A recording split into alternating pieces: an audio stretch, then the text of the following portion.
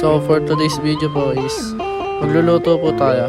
Ang lulutuin po natin is ginataang kalabasa na may sitaw at hipon.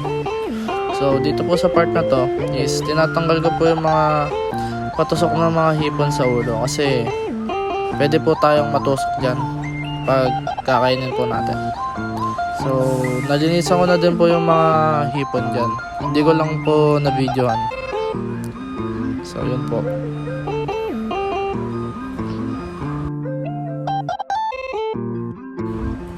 So dito po sa part na to is tapos na po ako doon sa mga hipon. So ang next na gagawin ko naman po is hugasan ko po itong mga to. So pasensya na po sa lababo namin So nahugasan ko na po pala yung mga hipon na to kanina. So hugasan ko pa rin po uli ngayon para po talagang malinis po. Yan, babanlawan lang po natin hanggang sa lumino na po yung tubig.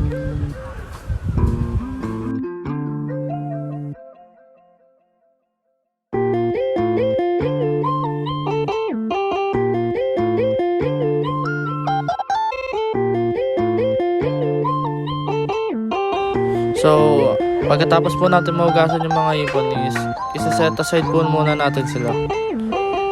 So, sa mga gulay naman po tayo. Ayan po, meron po tayong sitaw.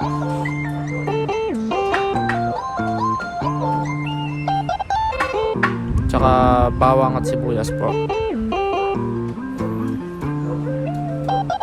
So, ang unahin po muna natin sa mga yan is yung sitaw po.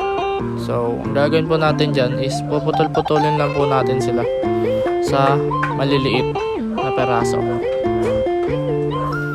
So, yun po, kumuha po ako ng lagayan dito. At nag-umpisa na po ang putol-putulin yung mga sitaw. So, ganyan-ganyan din lang po natin lahat ng sitaw. Ano po. So, yan na po, pabilisan na po natin yung video para po di po masyadong mahaba. So, yan po, ganyan-ganyan lang po ang gagawin. So ayan, patapos na po ako dito magputol-putol ng mga sitaw. Ayan po, pinagsabay-sabay ko na din po para po mabilisan.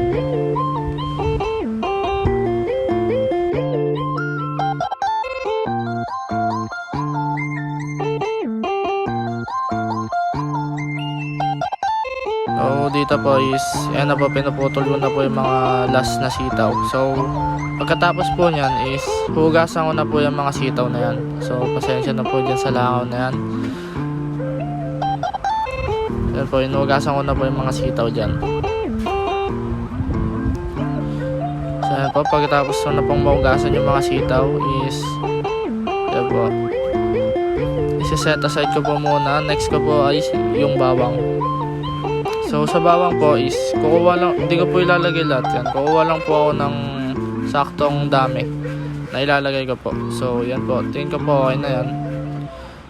Panggisa-gisa ko lang din naman po. Yan. So yan, pinapalo-palo po ng kutsilyo. Tsaka para din po madali po silang balatan. So yan po, nalaglag pa po yung isang bawang. Ayan po. So tinatanggal-tanggal ko na po yung mga balat nila dito. So isa ko na po silang tinatanggalan ng balat. So ayan po.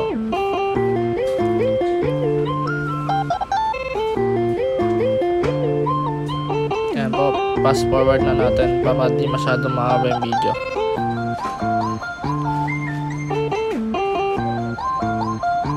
So after po nating mabalatan lahat, so yan na po, hiwain na po natin. So sa paghihiwa po is ingat po kayo kasi baka daliri nyo na po yung nahihiwa nyo. Yan, yan, sakto na po yung ganyang kalalaki. So sunod naman po natin yung sibuyas. Ayan po, sibuyas naman po. So babalatan din po muna natin. So yan, so ganyan technique po pala yung ginamit ko. Ginawa ko sa sibuyas para po mabilis po silang mahiwa ng maliliit. Yan. Tsaka saktong dami lang din po ng sibuyas yung ginamit ko. So dito po is itatabi na po natin sila, yung bawang tsaka sibuyas.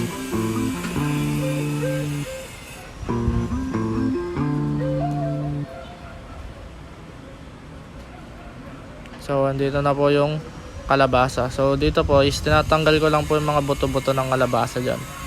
Yan po. Kasi di naman po yan sinasama sa pagluluto. Yan. So dito po is nagpalit po kami ng nanay ko. So siya po muna yung magbabalat ng kalabasa. Sabi niya po siya na. Ayan, sasama din siya sa vlog. Ayan po. Ayan po, habang binabalatan niya po yung mga kalabasa dyan, may inaalis po pala ako sa ipon. May mga di po pala ako natanggal. So yan. Tsaka para din daw po mabilis.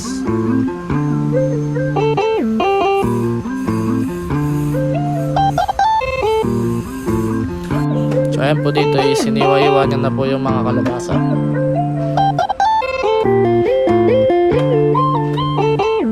Ayan po, iwa-iwa lang po.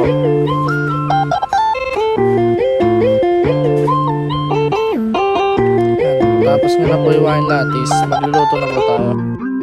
So dito po umpisa na po natin magluto. So gigisa po natin yung bawang. Ayan po. So halo-haloin lang po natin kasi baka po masunog. So ayan po, konting gisa-gisa lang po.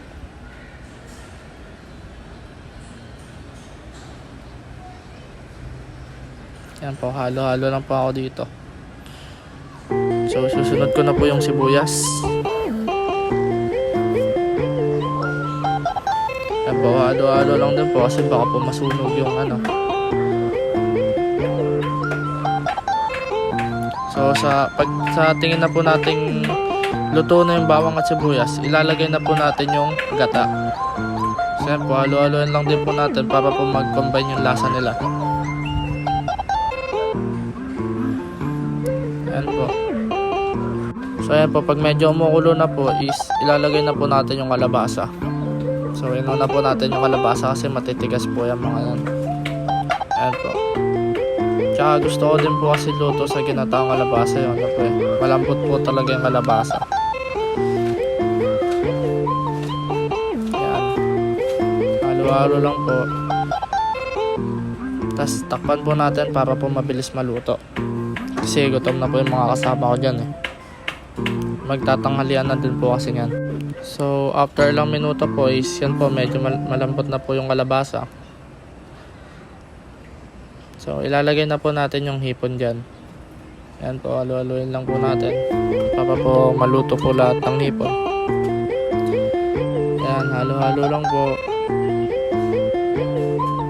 Yan po. So kung napapansin nyo po is medyo ang konti lang po pala nung gata na nilagay ko. Kaya po nag-add pa po ako ng gata dyan. Kasi para po madami din po yung sabaw. So nakakontihan po kasi ako sa sabaw. Ayan na po. So medyo maganda na po yung itsura niya dito. Pero kulang pa po yan. Ayan po. So dito po sa part na to, halo-halo lang po. So maglalagay na po tayo dito ng mga pampalasa. So ayan po, naglagay po ako ng magic sarap. Tsaka po ng asin. Ayan, yan lang po yung pampalasang nilagay ko dyan. So ayan po, halo-haloin lang po. Ayan.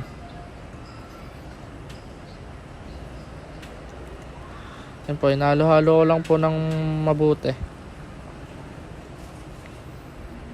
Tsaka para din po di matuyo yung sabaw, kaya po inahalo-halo ko po.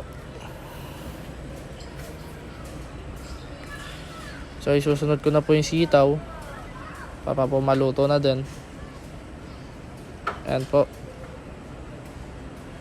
Nilagyan ko din po pala ng sili yan para po medyo maanghang ng konti. Ayan po, no? Medyo maganda na po yung itsura na niluluto natin dyan. Malapit na din po maluto. So ayan po. Medyo luto na po siya pero konti pa po. So yan, tatakpan muna ng nanay ko. So dito po is luto na. Ano po, ano po. Magkakainan na po kami dyan. Yan po, tinikman ng nanay ko. Okay naman daw po yung lasa. Approve naman po. So dito po is na po. Nagsasandok na po siya. Kakain na po kami. Yan po yung niluto natin. So ayan na po. So dito po is kakain na po kami. So yun lang po for today's video. And thank you for watching.